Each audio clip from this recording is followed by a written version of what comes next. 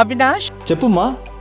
దగ్గరలో ఉన్న మెడ్ప్లస్కి వెళ్ళి మెడ్ప్లస్ బ్రాండ్ మెడిసిన్స్ అని అడిగి కొనుక్కునరా. అక్కడ 50 to 80% తగ్గింపుకు వస్తుంది. మీరు తీసుకునే అదే మందులు, అదే నాణ్యమైన మందులు, కానీ సగం ధరకే. డాక్టర్ మిట్టా నరసయ్య గౌడ్ గారు, టీపీసీసీ నాయకులు. నరసయ్య గౌడ్ గారు విన్నారు కదా, దాదాపు బీఆర్ఎస్ హయాంలో అంటే గత ప్రభుత్వ హయాంలో 5,000 కోట్ల రూపాయలు మీరు అభివృద్ధి చేశారు. మీరైతే మాత్రం 4,000. 5,000 కోట్లు ఒక్క కాన్స్టిట్యున్సీ కి. ఇలా దాదాపు మొత్తం వరంగల్ ఉమ్మడి జిల్లాలో 12 నియోజకవర్గాలు ఉంటాయి. 12 నియోజకవర్గాలకు సంబంధించి మొత్తం లెక్క తీస్తే బీఆర్ఎస్ పార్టీ ఎంత పెట్టింది, వీళ్ళైతే 50 ఏళ్ల పరిపాలనలో దాదాపు వీళ్ళు ఇక్కడ రాష్ట్రంలో ఒక 20 సంవత్సరాలు 30 సంవత్సరాల్లో పరిపాలన కావచ్చు.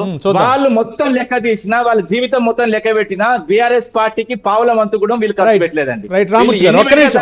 నరసయ్య గౌడ్ గారు, ఏంటి వరంగల్ పై ఫోకస్ పెట్టడానికి గల కారణాలు ఏంటి? ఈరోజు దాదాపు 4,000 కోట్ల పైచిలకు అభివృద్ధి పనులకు శ్రీకారం చుట్టం, ముఖ్యంగా రెండో రాజధాని అనే పేరు వినిపిస్తుంది. దీనిపై ముఖ్యంగా ఎయిర్పోర్ట్లు నిర్మిస్తాము, అలాగే వరంగల్ని కనుక అభివృద్ధిని కనుక ఎవరన్నా అడ్డుకుంటే మాత్రం తీవ్ర పరిణామాలు ఉంటాయనే విధంగా హెచ్చరించారు. ఒక విధంగా చెప్పాలంటే వరంగల్ అభివృద్ధి చెందితే తెలంగాణ అభివృద్ధి చెందినట్లే, వరంగల్ అభివృద్ధి చెందితే తెలంగాణ అభివృద్ధి చెందే అనే విధంగా, ఒక విధంగా చెప్పాలంటే తెలంగాణకు వరంగల్ హైకాన్ అదేవిధంగా రేవంత్ రెడ్డి వ్యాఖ్యానించారు. ఎలా ఈ విజయోత్సవాల లేకపోతే అపజయోత్సవాలు అనే విధంగా ప్రతిపక్ష నాయకులు ఆరోపిస్తున్నారు. ఎలా స్పందిస్తారు మిట్టా నరసయ్య గౌడ్ గారు? వాయిస్ క్లియర్ ఉందానా? వినిపిస్తుంది, మాట్లాడండి. ముందుగా మీకు ప్యానెల్లో ఉన్న పెద్దలకు, వ్యూవర్స్ కు నమస్కారం. నమస్కారం. అయితే దయచేసి మధ్యాహ్న ఇంటరప్ట్ కావద్దని చెప్పండి, ఎందుకంటే నేను కూడా సావధానంగా విన్నారు. ఎందుకు మొట్టమొదటగా ఈ ప్రజాపాలన, ఇది విజయోత్సవాలని ఎందుకు అంటున్నామంటే, మీరు ఈ 10-11 నెలల్లో ఒక 3 నెలలు పోను, ఒక 7 నెలలలో ఒక డైరెక్షనల్ అభివృద్ధి అనేది జరిగిందనేది వాస్తవం.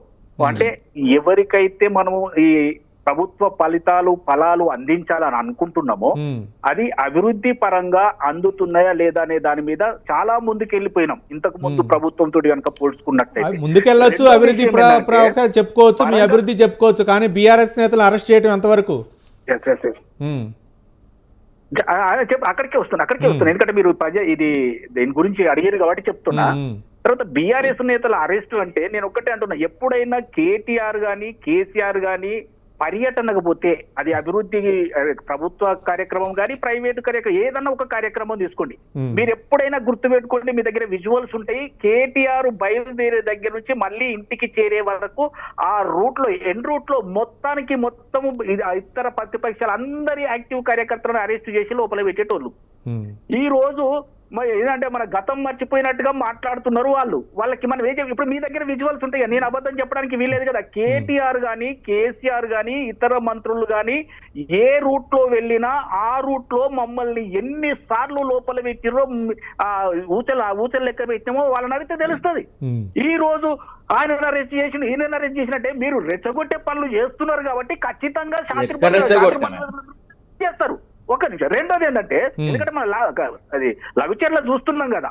రెండో విషయం ఏంటంటే, వరంగల్ ను రెండో రాజధానిగా ఎందుకు అనుకోవాలంటే, వరంగల్ ఇంతకు ముందు 12 నియోజకవర్గాల సమాహారం ఉండే, ఈ రోజు 4-5 జిల్లాలుగా విడిపోయింది. అంటే ఒక రకంగా చెప్పాలంటే వరంగల్ విస్తీర్ణం, అంతకు ముందు ఉమ్మడి వరంగల్ జిల్లా విస్తీర్ణం చాలా పెద్దది, వైవిధ్యభరితమైనది. ఎందుకంటే రకరకాల సామాజిక వర్గాలతోటి కూడినటువంటి ఉంది, వెనుకబడినటువంటి జిల్లా కాబట్టి దాని మీద దృష్టి పెట్టినట్లయితే అభివృద్ధి అది చేసినట్లయితే కనిపిస్తుంది ఒకటి. రెండో విషయం ఏంటంటే, హైదరాబాద్ తో పోల్చుకుంటే రెండో నగరంగా దాన్ని ఎప్పటి నుండో కాకతీయుల కాలం నుండి కూడా దానికి ఒక చరిత్ర ఉంది, దానికి ఒక లెక్క పత్రం ఉంది. అక్కడి నుంచి ఉద్యమాల గడ్డ, పోరుగల్లు అనేది తెలుసు కాబట్టి దాన్ని గనక అభివృద్ధి చేసినట్లయితే అభివృద్ధి కనిపిస్తుంది అనేది రెండోది.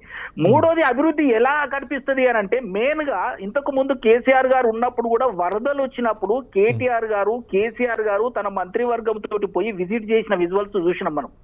ఎందుకంటే చాలా భయంకరంగా వరదలు వచ్చినాయి. ఉన్నాయి. అంటే వరదలను ఆపాలంటే దాన్ని ఏం చేయాలి? ఇవే ఈ నాలాలను ఎవరైతే ఆక్రమించుకుంటారో వాళ్ళని ఖాళీ చేపించి దాన్ని బందోబస్తు చేయాలి కదా. ఆ దృష్టితోటి మాత్రమే ఈ రోజు అభివృద్ధి మనం ముందరికి తీసుకుపోతా ఉన్నాం. రెండవది ఏంటంటే ఈ వాణిజ్య వ్యాపారాల దృష్ట్యా గానీ లేకపోతే అక్కడ ప్రజల దృష్ట్యా గానీ అక్కడ మామునూరు ఎయిర్పోర్టును అది క్లియర్ చేయడం జరిగింది. ఇంకో 280 ఎకరాలు కూడా దాన్ని సేకరించడం జరుగుతుంది. దానికి డబ్బులు కూడా రిలీజ్ చేయడం జరిగింది.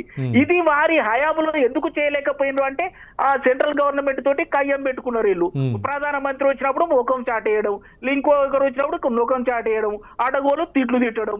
ఇది ఈ తిట్లు అంటే ఇంకొక విషయం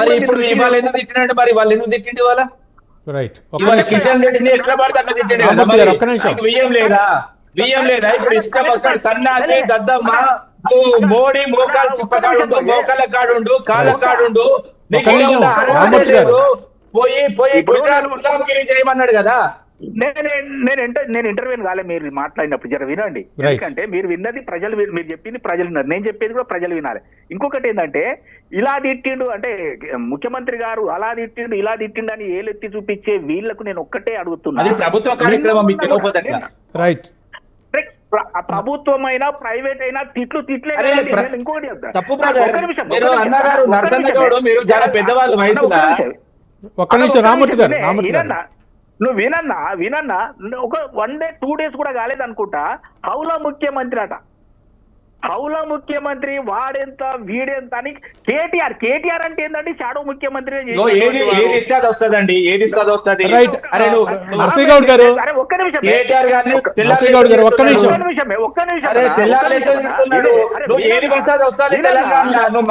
మర్యాద వస్తుంది.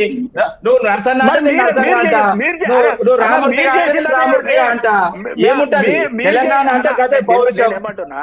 మీరు అన్న ఒక్క నిమిషం వినే, మీరు చెప్తేనేమో అది చమత్కారం అవుతుంది, మేము చెప్తే వేరే అవుతుంది అన్న. మీరు తిట్టొచ్చు, మీకు విమర్శలు కాదు. ఏంటి లాజిక్ పాయింట్ ఏంటి? వరంగల్ పై ఫోకస్ పెట్టడానికి గల కారణాలు రామూర్తి గారు ఒక్క నిమిషం. రామూర్తి గారు ఒక్క నిమిషం. ముఖ్యంగా వరంగల్ పై అభివృద్ధిని ఫోకస్ పెట్టడానికి గల కారణాలు ఏంటి? ఒక చిన్న సర్టిఫికేషన్ ఒక తండ్రి వయసున్న కేసీఆర్ ను నువ్వు ఎట్లా పడితే అట్లా మాట్లాడచ్చు. రామూర్తి గారు ఒక్క నిమిషం. రామూర్తి గారు ఒక్క నిమిషం.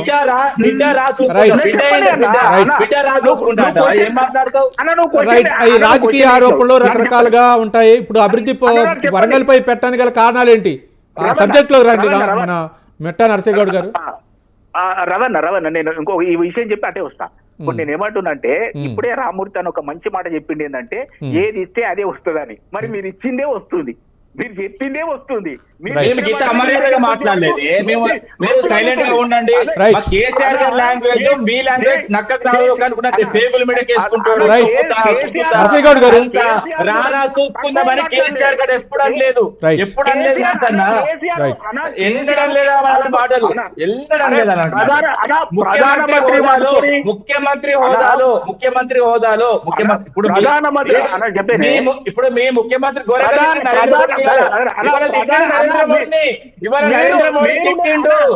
నరేంద్ర మోడీ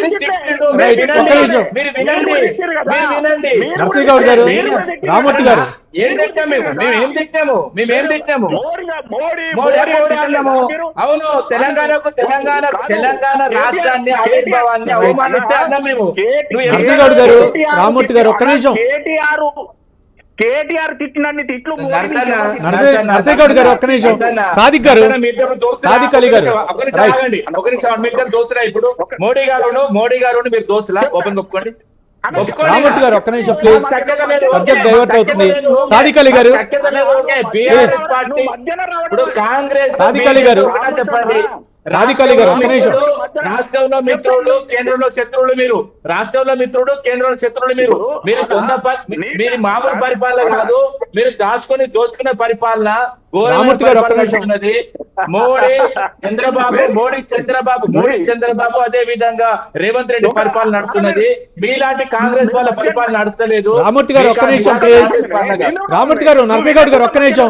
సాదిక్ అలీ గారు చాలాసేపు నుంచి వెయిట్ చేస్తున్నారు. సాదిక్ అలీ గారు రవణ ఒక్క నిమిషమే, చెప్పండి. ఒక్క నిమిషం అన్న చెప్పండి. రవణ, నేను ఏమంటున్నా, వారి మధ్యన రావడం వల్ల వారి వాదన వినపడుతుంది. కన్క్లూజన్ ఇవ్వండి, పూర్తి చేయండి. కన్క్లూడ్ చేస్తా అన్న. నేను ఏమంటున్నా, ఇలా కేసీఆర్ అయినా కిషన్ రెడ్డి అయినా వేరు కాదు. వారి డైరెక్షన్ లో కిషన్ రెడ్డి గారు పనిచేస్తున్నారనేది వాస్తవం కదా.